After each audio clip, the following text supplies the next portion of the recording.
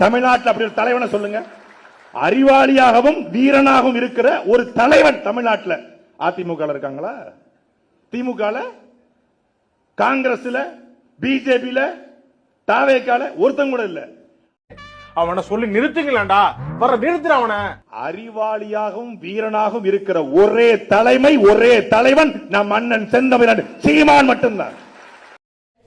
Confident? ஆமா sir. Can I lock? எங்க மச்சான் சீமான சொல்ல பாரு. எனக்கு பொழுது போலன்னா அவன் பேச்சு தான் கேட்பேன். ஆமா, வீட்டுக்கு பின்னாடி தக்காளி செடி 4 வச்சுன்னா நீ சாஸ் கம்பெனி ஓனர் ஆயிடலாம் சொன்னாங்க.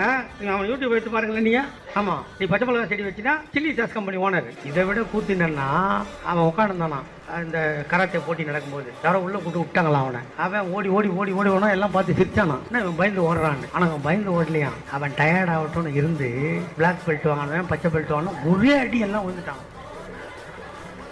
இதுவாது பாதி கற்பனை. இங்கிருந்து இலங்கைக்கு போயிட்டானா. பிரபாகரன் கூட உட்காந்துக்கிறானா. மான் கறி சாப்பிட்றியா, முயல் கறி சாப்பிட்றியான்னு ஒரு கேட்டுக்கிறாராம். ஏன்னா ஒரு மான் கறி முயல் கறி வேட்டையாடுறது தானே 18 பேரோட காட்டுக்கு போனாங்க அண்ணன் பிரபாகரன். பாண்டுருக்காராம். திடீர்னு தட ஒரே துப்பாக்கி சவுண்டான். ராணுவம் வந்து சுடுதான். அதுல இருக்கிற விடுதலை புலி சார் சார் ஒரே ஒரு செல்ஃபின்னு உங்கள்கிட்ட கேட்டாங்களாம். இது எந்த ஊர்டா? இது தமிழ்நாடுடா இது.